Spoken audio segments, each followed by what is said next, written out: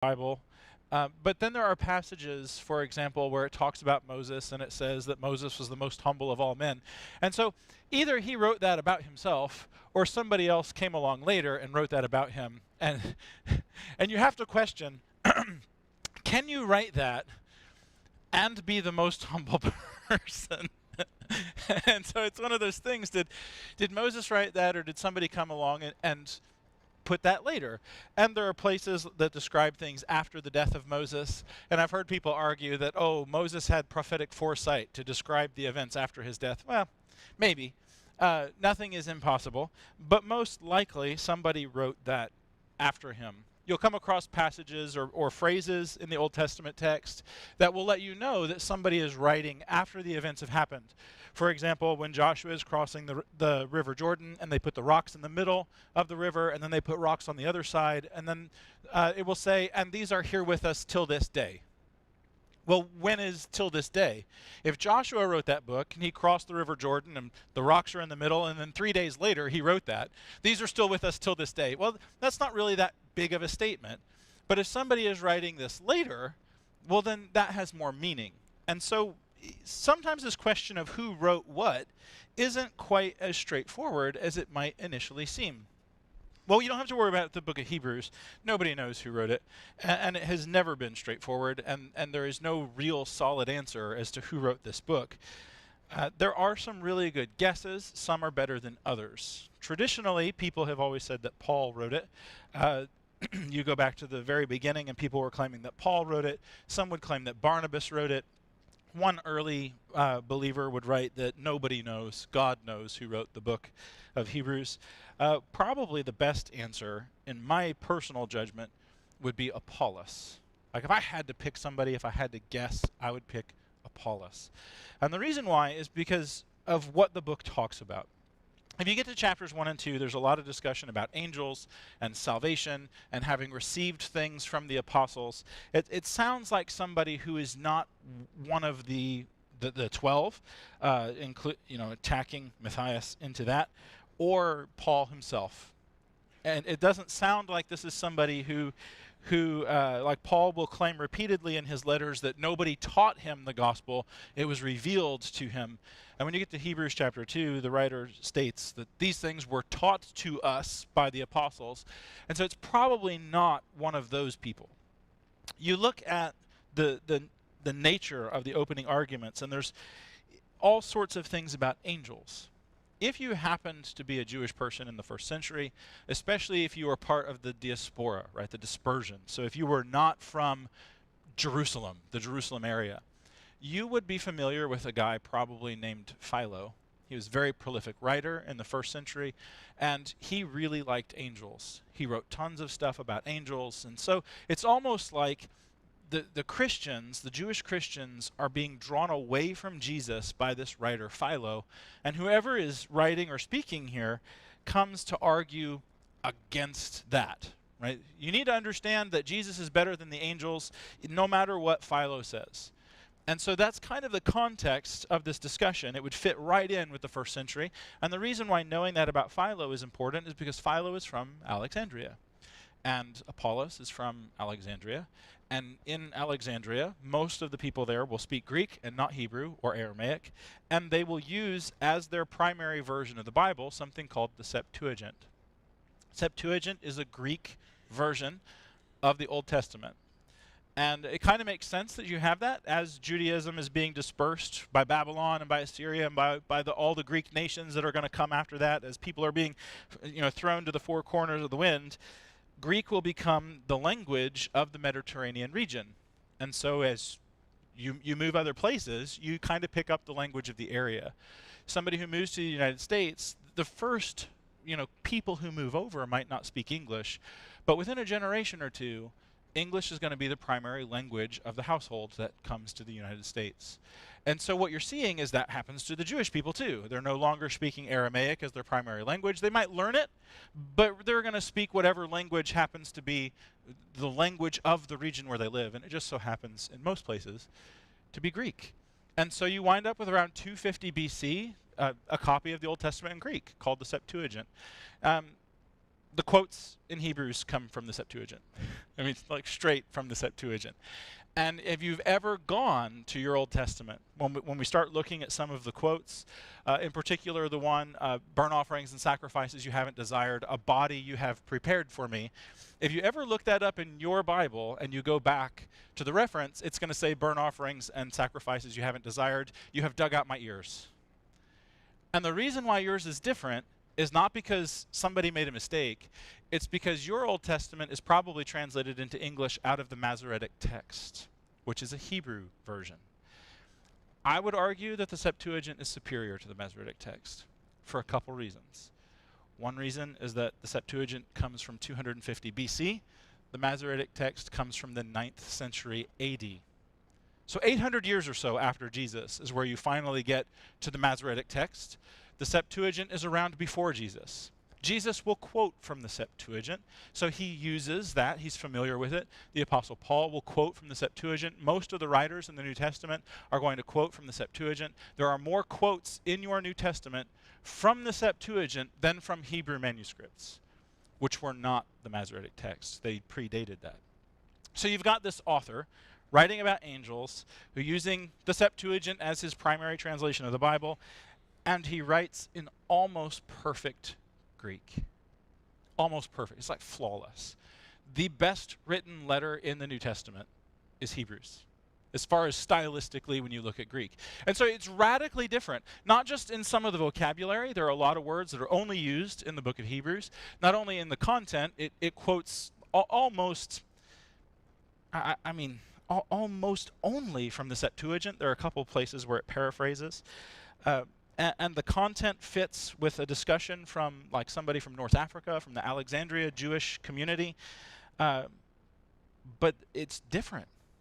It's different from everything else. It's not like Paul's writings. It's not like John's. It's not like Peter's. And so when you come to this question, who wrote the book, it's probably not one of those guys. It's probably someone like Apollos. Does it have to be him? No. Who knows, right? Who knows? Another interesting thing about the book is not only do we not really know who wrote it, but it's different in the way that it's presented. Paul's letters are clearly that. They're letters. The way they're laid out, the way he introduces himself, and you kind of get a beginning, a major point, and then a conclusion at the end. You sort of get that with the letter to the Hebrews, but this is a lot more like a sermon. Like if you were to stand up, if somebody just stood up and took the letter to the Hebrews and just read it to you, it would sound an awful lot like a sermon. And so chances are what you've got in front of you is not necessarily someone who sat down and said, you know what, I'm going to write a letter to people that I want them to read. But it's very likely that somebody stood up and was speaking this and somebody else wrote it down. And so you have, perhaps for the very first time, at least in Christian history, the content of a full sermon, right? So from beginning to end, you have somebody sitting down and writing all of the things. Perhaps you have that with Jesus in the Sermon on the Mount, although there are some differences between Luke and Matthew's account that make us think that we don't have the whole thing. We certainly don't have all of Peter's speeches in Acts chapter 2. He makes that big speech, and then it says, with many other words, he persuaded them. But here in Hebrews, you perhaps have the first full-length sermon recorded. And it's kind of cool that this is what they were listening to. When somebody stood up to speak, this could be what it sounded like. If you were going to be with a group of Christians in the first century and somebody was going to teach you, just read this. And that could have been what it sounded like. So it's a cool look back into history and what were their assemblies like. Perhaps this is what one of the speakers might say.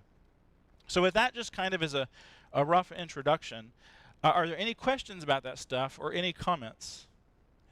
Have you ever heard anything that different or that might add to that? So feel free.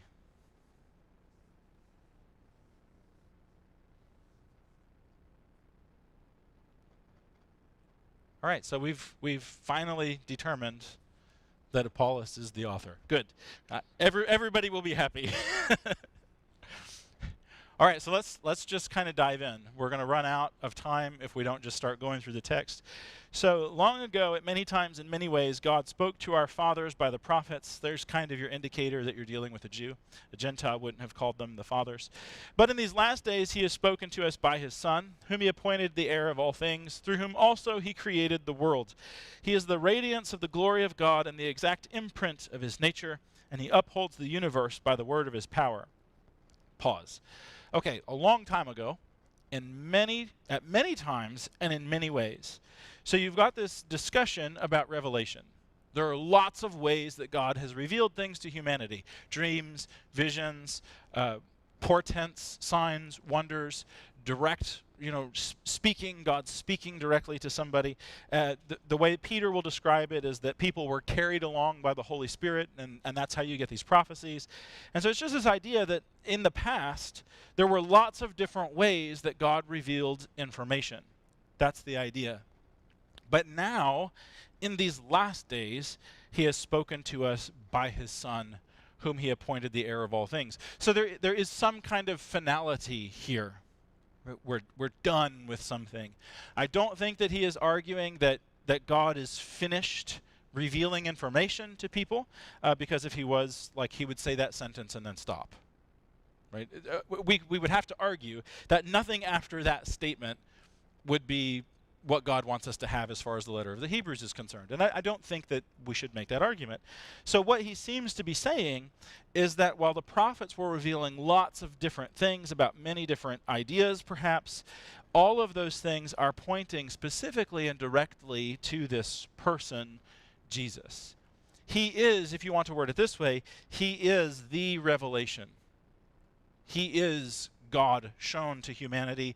He is the point. He's the purpose. Everything that God had been revealing before in the prophets was to get you to this place. And so Jesus is the revelation. That's kind of the idea. He has spoken to us by his Son. There's nothing greater than this. None of the prophets are greater than Jesus. None of the angelic messengers are greater than Jesus. Jesus alone, is the heir of all things. And the reason why he is the heir of all things is because he made all of those things. It's kind of like, if you want to think of it as a very rough analogy, if a father and son are running a business together, I don't know, maybe a carpentry business, and they're making all of these different things, when it's time to pass the shop on to the son, it's natural that the son would get everything that he helped the father make. Right? And so that's kind of the image here. Jesus is not only the greatest of revelation, he is not only the greatest revelator, but he is also the creator. And so he is the pinnacle of all things. If he made all things, then he himself must not be created. Right? That's heavy. Aristotle would talk about his prime mover. So Aristotle, looking at the world around him, he saw that things were moved by other things. And he was seeking, through his reason, to find the first mover, the prime mover. Who started everything is the question that he's asking. And he said that the one who started everything is the first mover, the one who moved everything else. And one of the things that Aristotle realized that first mover must be is he must predate everything else. They must themselves not be created, otherwise they're not the first mover. And they must be moved by nothing themselves. And so it's interesting that people would ask the question, if God made everything, who made God? Which is really a nonsensical question, and Aristotle himself realized that. He's not a believer, but he realized that if there is somebody who created everything, then that person cannot be created, by definition. And so here you have the statement, through whom he created the world, the cosmos, the creation. Everything that you see came about through Jesus, which necessarily means Jesus is not created. That's a big deal, because when we start talking about all of the angels, they are created. We are created. The prophets were created. Moses is created. But Christ, he is eternal. Some other things that he says. Let's look at the last days. In these last days, he has spoken to us. What do you think that means? What are the last days? And there's not necessarily one right answer. It could be the coming destruction of Jerusalem, right? The end of the physical Old Testament. There will no longer be a temple. There will no longer be a priesthood. There's no longer sacrifices. The end of that system of things. These believers in the first century are in the last days of that. Absolutely, I think that is part of what's being discussed. Yep.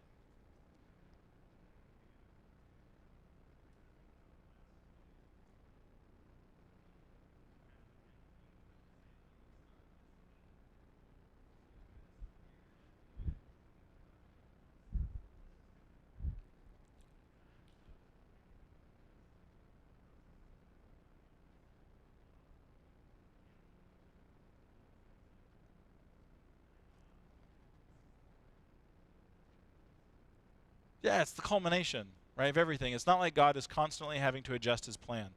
So Scott's suggestion was that it could be talking about the last days of God's plan to bring about salvation, and I would argue that those two things are complementary. I would argue, but yeah, it's not like what God does with Jesus is Plan B, right? It's not. He didn't make a mistake and now he's got a correct course. Right? This absolutely is the plan that God dreamed or planned or schemed, whatever word you want to use, before anything was made.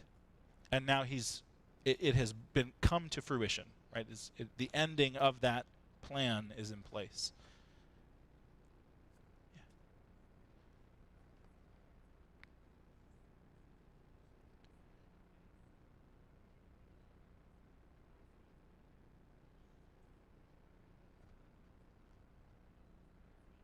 Yeah.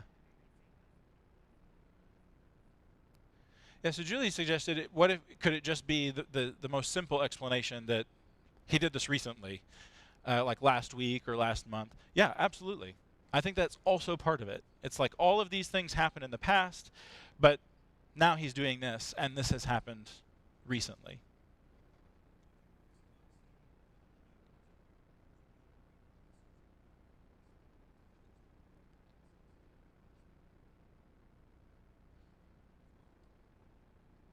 Yeah, so there's no greater messenger than Christ, and there's nothing greater than the gospel. Why would you go back?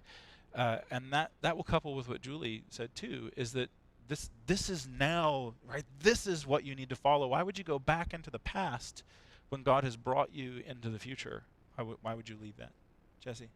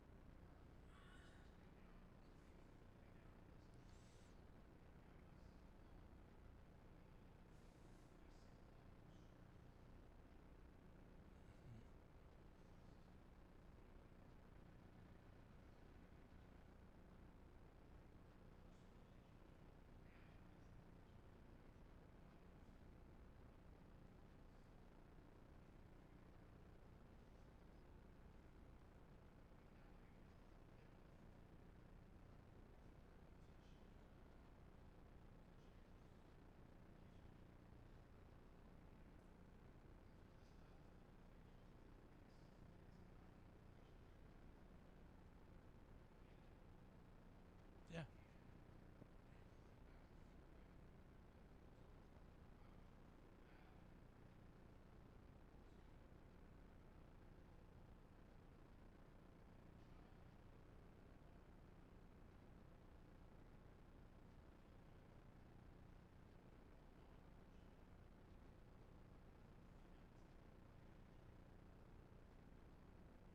Yeah.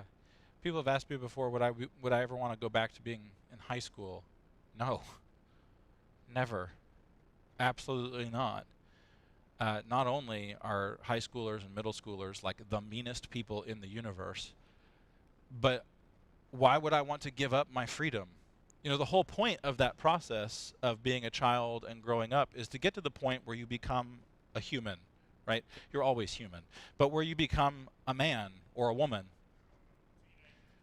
But that's true. That's true. And so the point is to get you to the where you have become a kind of person, right? And that's exactly what the law was doing. It was trying to train Israel to become a kind of people. And as humanity is growing, to stick with the metaphor, you get to the point where the fullness of this revelation is shown in Jesus. All right, here is the kind of people you're supposed to be. And now in Christianity, God doesn't take you back to elementary or to middle school. He expects you to now be an adult. You know, here is who you ought to be. And as a Christian, sometimes we long for a codified law. Wouldn't it be so much easier if God just laid out 1,000 different commandments of all the things we're supposed to do? I mean, in one sense, maybe.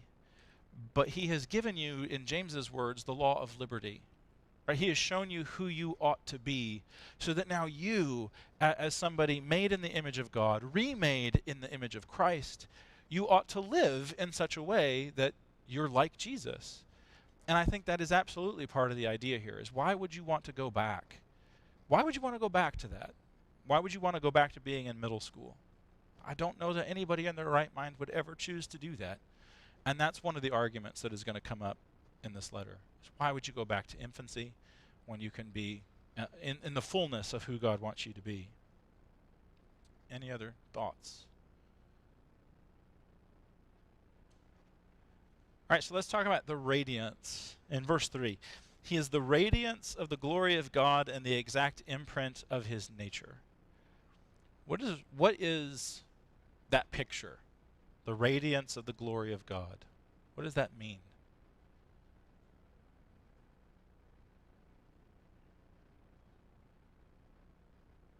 Yeah, he's got that shining face.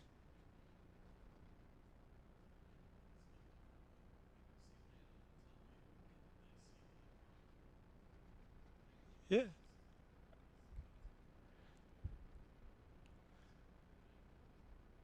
Yeah. In fact, that's what the next phrase means. They're not separate things, the radiance of God's glory, the exact imprint of his nature. I think they explain one another. The part where it says the exact imprint of his nature, that word nature is, if you take the Greek word, it's the word character. It's God's character. It's where we get our English word character from. And so who God is, Jesus is the exact imprint of that. And the imprint language is, in the ancient world, coinage terms. So you'd have a mold or a form, and you would, hit metal with it, and it would leave an imprint on the metal of the form. And so the idea here is that God hit flesh, and Jesus is the result. When you take who God is and you put it in a human, it looks like Jesus. And then Jesus, being in the flesh, living among us, shines the radiance of God's glory. And you can see pictures of that, Moses' face. Yes?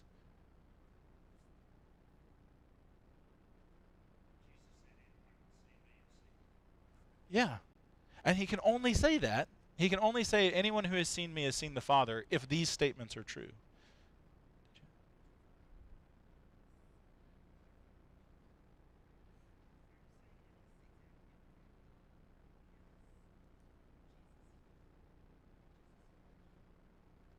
I think that's the argument that he's putting. It's not just Jesus in the flesh, because if you want to kind of leave that, the Son is not the Father, and the Father is not the Son, and neither one of those is the Spirit, but all three are God. And so good luck with that. They are the same, yet distinct in kind of a pre-incarnation sense. But this physical thing is where I think you get the imprint language, is that the nature of God has been imprinted upon human flesh, and in that action you see Jesus. Does that make sense?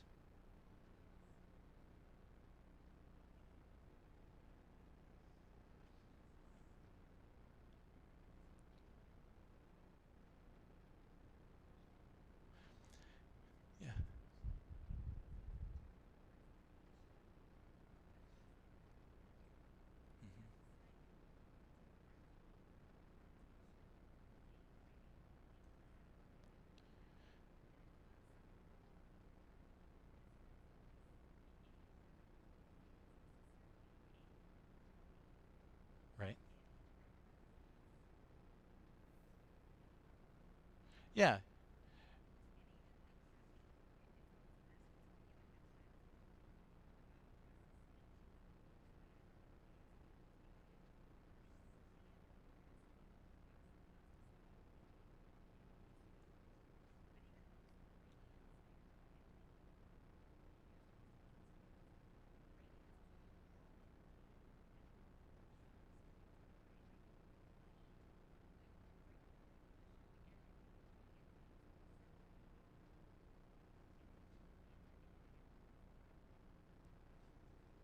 Yeah.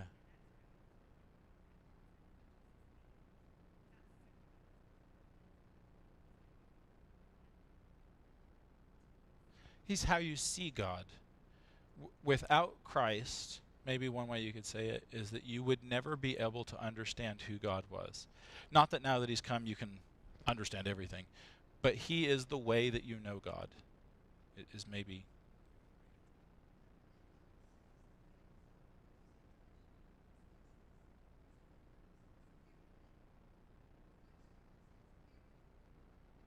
Mhm. Yeah, which is different than people thought God was.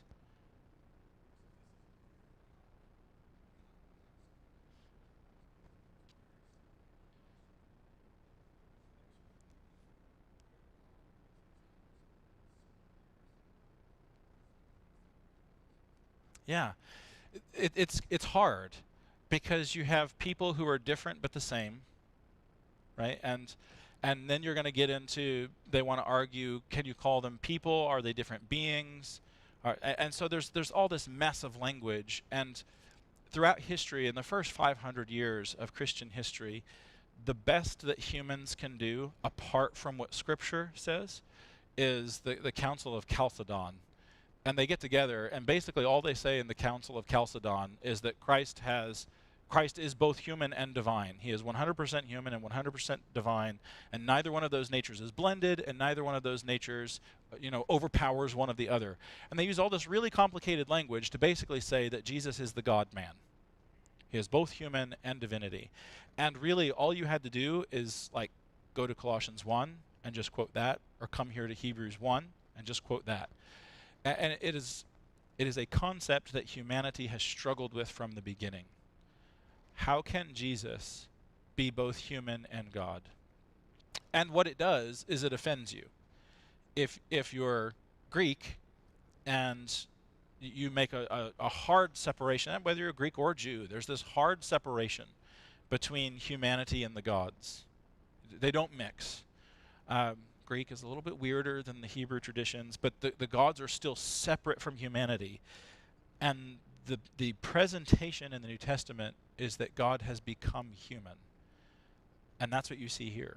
And that's how you know him. And that's how you can interact with God in a knowable way, is that God had to come down to you. You couldn't go up to God. And that really maybe is the more offensive thing to a Greek. You're not smart enough to figure God out. God had to come to you.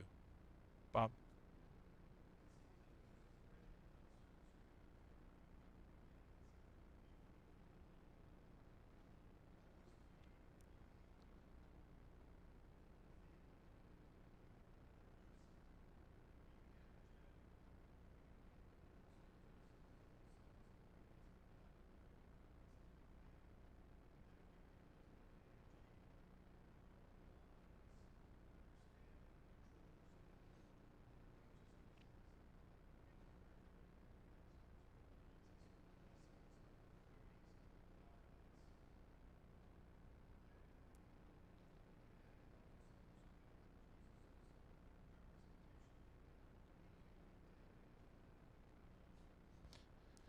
Yeah, yes.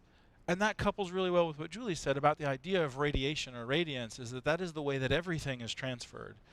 And so the way that you come to know God, the way that you come to be a partaker of the divine nature, the way that you enter into fellowship with God, it's all through Jesus.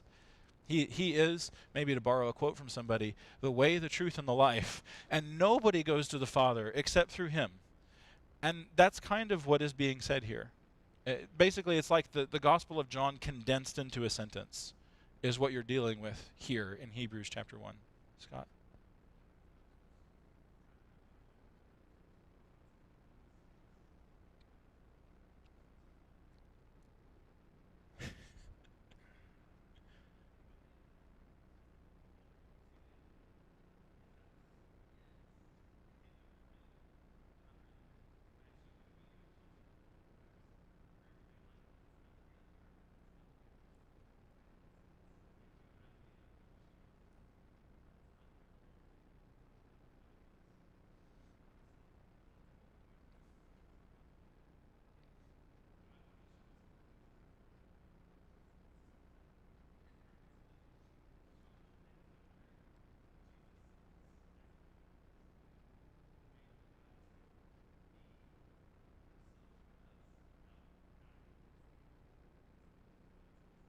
Yeah, he had to become like us in order for us to see him and know him. And part of the problem is 2,000-year gap in language usage. So the image of an emperor was the emperor himself. And so Roman coinage with the face of the emperor on it, that is the emperor himself. And to deface the coinage is to attack the emperor. And technically, we kind of have, I guess, sort of some of the same things in our laws. It's against the law to deface U.S. currency. And so those penny machines at like the zoo where you put in 2 quarters and it smashes a penny out, you're breaking federal law. You're all criminals, right? And the reason why we have that is because an assault upon the representation of something, we recognize that it is an assault upon the thing itself. And that goes back into this very religious language all the way back in the beginning. Humanity is created as the image of God. And so the fullness, right, the real expression finally of here is who God is, happens when God himself becomes the image. Yes?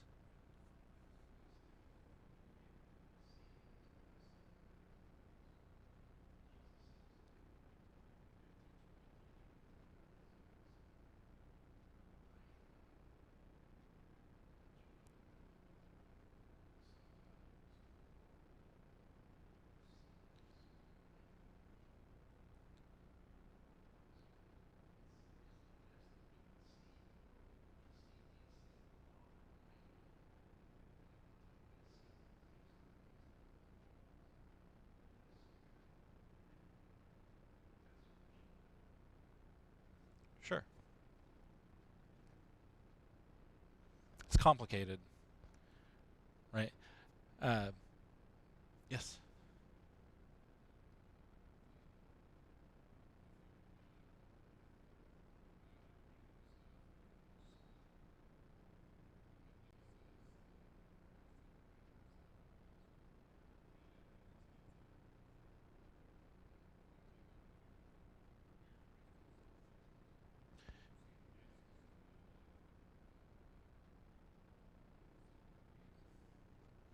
Yeah, we're in the middle of this process to kind of combine these two thoughts together. That in Philippians 2, it talks about how Christ divested himself of something. He did not divest himself of his divinity. He is both human and divine. But he did leave behind the glory of God, the equality with God. He didn't count that as something to be grabbed onto, but instead he took the form of a servant. And he became like us. And now the rest of the story is that now, because he has come down, which is one of the arguments that will be made throughout this letter, is that humanity is being lifted up. You could not get to where you needed to be by yourself. So God came down in the form of a servant to show us the way up. And if you've ever heard of the book Flatland, now would be an appropriate time to mention that. How do you explain a third dimension to a two-dimensional world? If you've never read it, it's not a long book. It's a very interesting idea. And the parallel is how does a spiritual God describe himself in physical language? How do you do it? He showed us Jesus. Right? That's how. He showed us who he is rather than telling us, so to speak. And that's kind of the idea here in the first section. And nobody else can do that. The angels couldn't do it. As glorious as they are not the imprint, they are not the radiance of God's glory, only the Son. And once you kind of understand the argument that the early Christians are making, then Jesus is greater than all the prophets. Jesus is greater than all the angels. Jesus is greater than all of humanity. And the only one equal with Christ are the Father and the Spirit themselves. And the cool thing is that Jesus came down to us to bring us up to them. And that's sort of the argument that's being presented to you.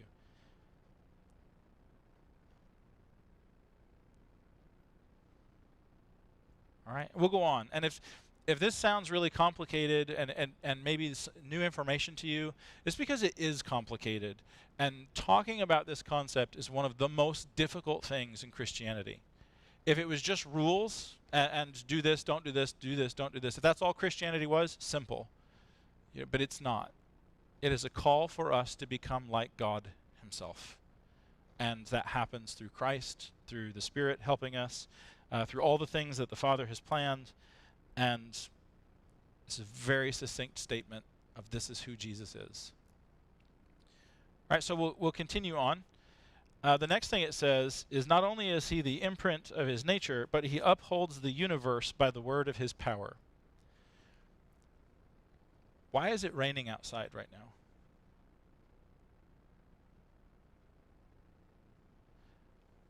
I'll give you the medieval answer. God wills it. For a while, the Enlightenment came along, and the Enlightenment said, those medieval fools, they don't know anything. Turns out maybe they weren't quite so foolish. Now, I'm not saying necessarily that God wills it to be raining in Brentwood or Middle Tennessee right now, but God wills the universe to continue on as it is. And because God wills the universe to continue on as it is, the answer, God wills it, is not wrong. And what we have done, and when I say we, I mean me, is we have desperately tried to get God out of as many things as we possibly can. We try to come up with physical explanations. We try to get God out of it. And we say, no, it rains because the sun was shining down and there was an excess of moisture in the air. And the air, based on the temperature and a few other factors, could no longer hold the moisture. And since that happened, it condenses and therefore you have rain. Yeah, the problem is, though, God wills all of those things to exist as they do. So you can't get him out of it. And that is what this statement does, is it puts God at the center of everything in the universe. Everything happens because God upholds the universe. The sun upholds the universe with the word of his power. The sun will rise and set as it does, as long as God wills it. The speed of light, which is variable, by the way. We talk about it being constant. It changes. The speed of light is what it is because God wills it. In fact, even the phrase natural law, right? It's a metaphor because we don't understand what they are. Why does a rock fall when you drop it? God wills it. Haha, I tricked you. Right? Everybody said gravity, right? You were thinking gravity. You might say the law of gravity, but if you're a scientist, you'll say the theory of gravity. And the reason why it falls is because there are certain ways that the world operates. And in order for us to understand why the same thing happens over and over and over, we call it a law. We say, oh, the natural law. There is no law. The rock is not a citizen. It doesn't choose to obey or disobey the rules. I mean, what if it could, you might let go of a rock one day and it might hover. It's a rebellious rock. We need to arrest it. Right? That's what you would do. It broke the law. There are no laws. That is not an accurate, it's a metaphor. Right? It isn't the reality of the situation. The reality of the situation is we don't know why things happen the way they do. We just try and describe them. The argument here in Hebrews is that God wills it. Yes.